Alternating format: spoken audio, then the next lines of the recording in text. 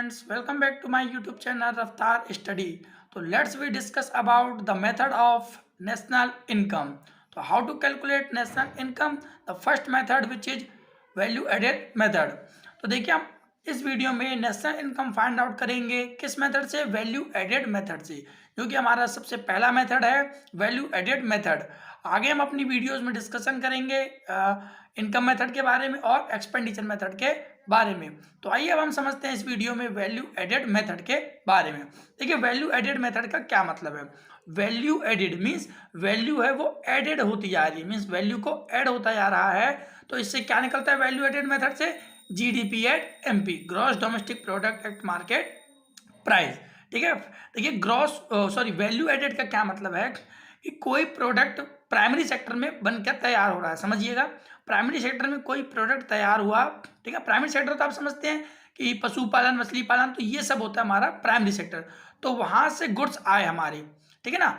अब उसके बाद वो सेकेंडरी सेक्टर में जाता है, मीन्स उनसे कुछ ना कुछ प्रोडक्ट बनता है। जैसे मान लो वीट है, गेहूं है, गेहूं हमने उत्पादन किया तो प्राइमरी सेक्टर, जब उसका हमने आटा बनाया और आटे से कुछ टोस्ट बनाया या फिर डिफरेंट टाइप्स के कंजप्शन प्रोडक्ट बनाए, तो वो क्या कहलाएगा हमारा सेकेंडरी सेक्टर। तो प्राइमरी से सेकेंडरी पे आने पर कुछ तो वैल्यू ऐड हुई होगी, ठीक है। तो सेकेंडरी पर वैल्यू ऐड हुआ, देन वो सेकेंडरी से वो टर्सरी पे जाएगा, थर्ड सेक्टर पे जाएगा, तो उसमें भी वैल्यू ऐड हो जाएगा, कुछ ना कुछ तो वैल्यू ऐड होगा। तो ये जो जितने भी समय वैल्यू ऐड होते जा रहे हैं उन सबका वैल्यू ऐड कर लेना ही क्या कहलाता है, हमारा वैल्यू एडेड कहलाता है। आइए अब समझते हैं हम इसका फॉर्मूला कि वैल्यू एडेड मेथड है वो किस प्रकार से कैलकुलेट किया जाता है।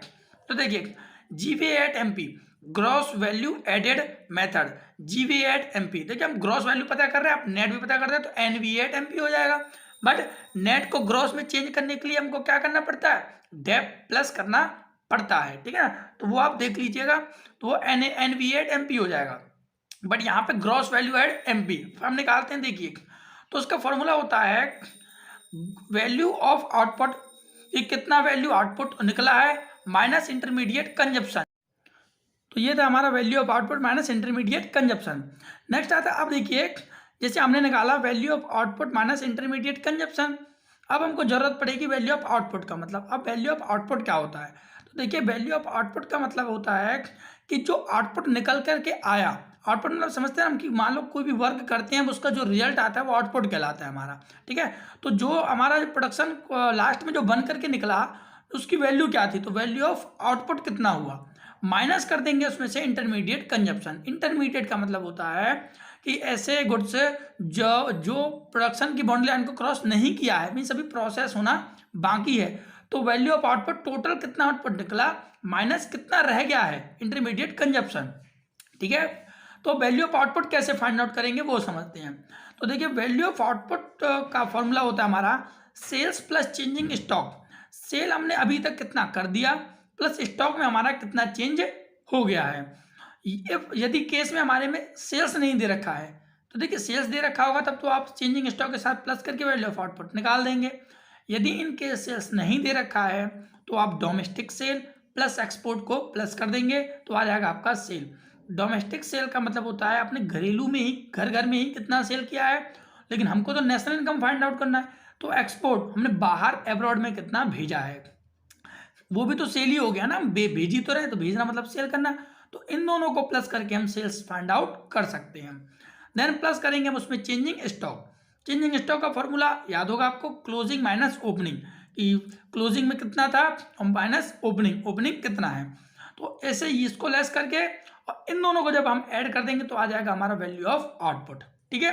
देन आता है हमारा इंटरमीडिएट कंजप्शन। अब इंटरमीडिएट कंजप्शन क्या है और नहीं दे रखा होगा तो क्या करेंगे, तो देखिए इंटरमीडिएट कंजप्शन का मतलब है डोमेस्टिक इंटरमीडिएट कंजप्शन, घरेलू डोमेस्टिक कितना रह गया है intermediate consumption, plus import, import की हमने कितना इंपोर्ट किया है कि कितना मंगाया है, क्योंकि इंटरमीडिएट वही है हमारा जिसमें प्रोसेस होना बाकी है, तो हमने कितना मंगाया है। तो आप इंपोर्ट या फिर परचेज ऑफ रॉ मटेरियल, बात देखिए क्योंकि रॉ मटेरियल का ही हम इंपोर्ट करते हैं, तो हमने कितना परचेज किया है रॉ मटेरियल का, इन सबको यदि हम प्लस करते दिए हैं तो इंटरमीडिएट कंजप्शन आ जाता है हमारा। कौन कौन से, domestic intermediate consumption plus import purchase of raw material, raw material कितना हमने परचेज किया है कहीं से, और या फिर ये नहीं दे रखा होगा तो ये डोमेस्टिक परचेज, हमने घर से ही कितना खरीदा है, घरेलू कितना खरीदा है अपने देश के अंदर, प्लस इंपोर्ट हमने बाहर से कितना मंगाया है, तो इन दोनों को ऐड कर देते हैं तो आ जाता है हमारा इंटरमीडिएट कंजप्शन।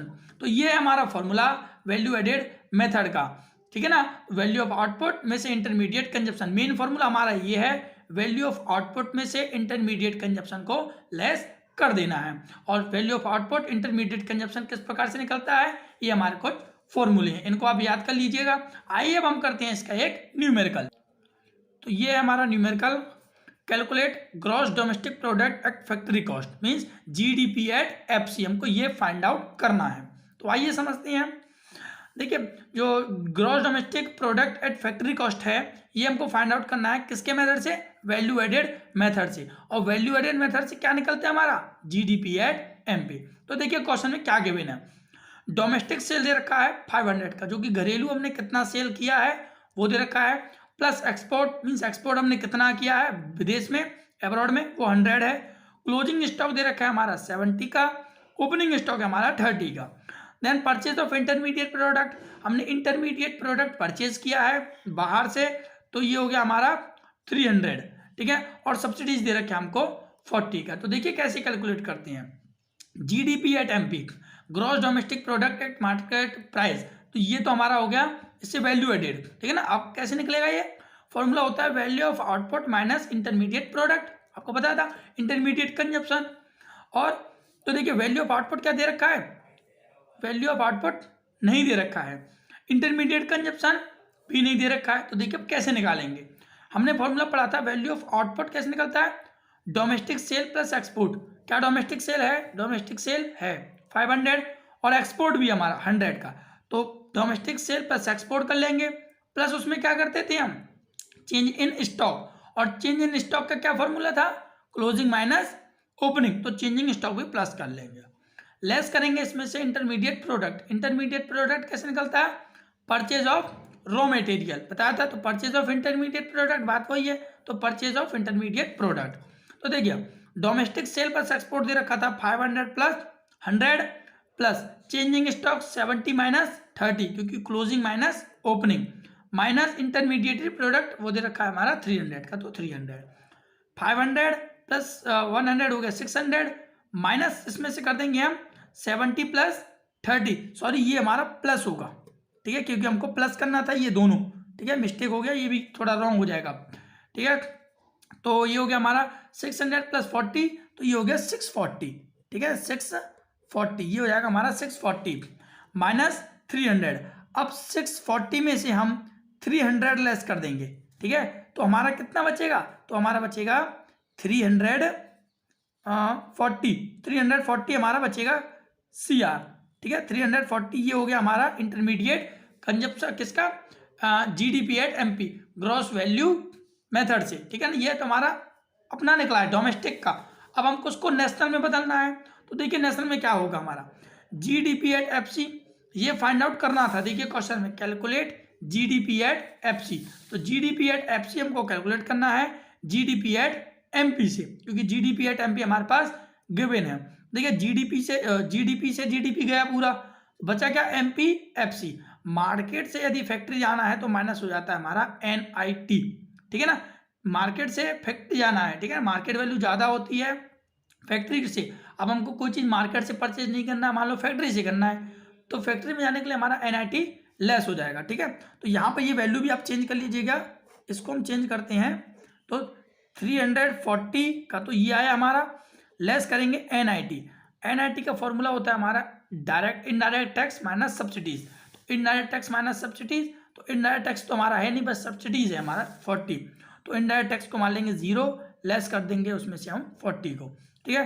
तो 340 माइनस माइनस के 40, तो 340 माइनस माइनस प्लस प्लस का 40, तो ये आ गया हमारा 380 करोड़, ठीक है। तो ये था हमारा आंसर वैल्यू एडेड मेथड से। तो इस प्रकार से निकलता है हमारा वैल्यू एडेड मेथड से ये क्वेश्चन हमने कर लिया।